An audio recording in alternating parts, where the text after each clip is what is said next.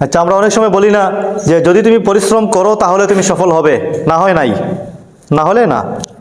যদি তুমি খাও তাহলে তৃপ্ত হবে, না হয় না।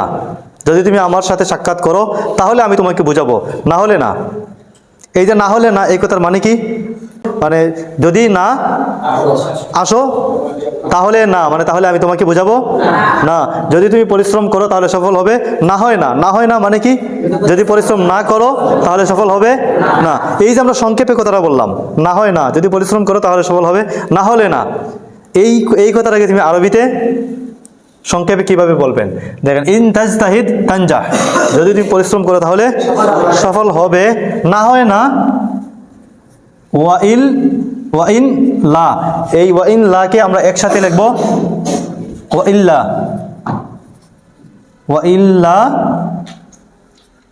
ফালা, ওয়াইল্লা ফালা, ওয়াইল্লা ফালা। ইন তাজতাহিদ তানজাহ ওয়াইল্লা ফালা। এটার মানে কি? ওয়াইল্লা ফালা মানে কি? মানে এটা মূলত ছিল ওয়াইন লা তাজতাহিদ ফালা তানজাহু। ফালা তানজাহ কি হবে? হবে না। কেন হবে না? কেন হবে না? দেখেন, ওয়াইন লা তানজাহ, এখানে লা তানজাহ, এখানে এই ফাইল মুজারাটা কি হবে? জজম হবে। কারণ ইনে কি দেয়? ফাইল মুজারাকে জজম দেয়। কিন্তু ফালা তানজাহু ওয়াইল্লা তাজতাহিদ, তাজতাহিদ ফাইলটা জজম হবে, ফাইল মুজারাকে ইনে জজম দেয়। আর ফালা ওয়াইল্লা তাজতাহিদ ফালা তানজাহু, ফালা তানজাহ, ফালা তানজাহু। কেন ফালা তানজাহু? কারণ কি? এইটা হলো জবাব শর্ত। হ্যাঁ, ইন শর্ত, লা তাজতাহিদ শর্ত, ফালা তানজাহু জবাব শর্ত। জবাব শর্তের শুরুতে যদি কি আসে? লা আসে।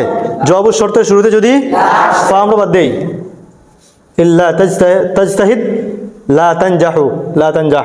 এই যে লা তানজাহ, এটা কি এই জবাব শর্ত না? জবাব শর্তের শুরুতে কি আছে? লা আছে।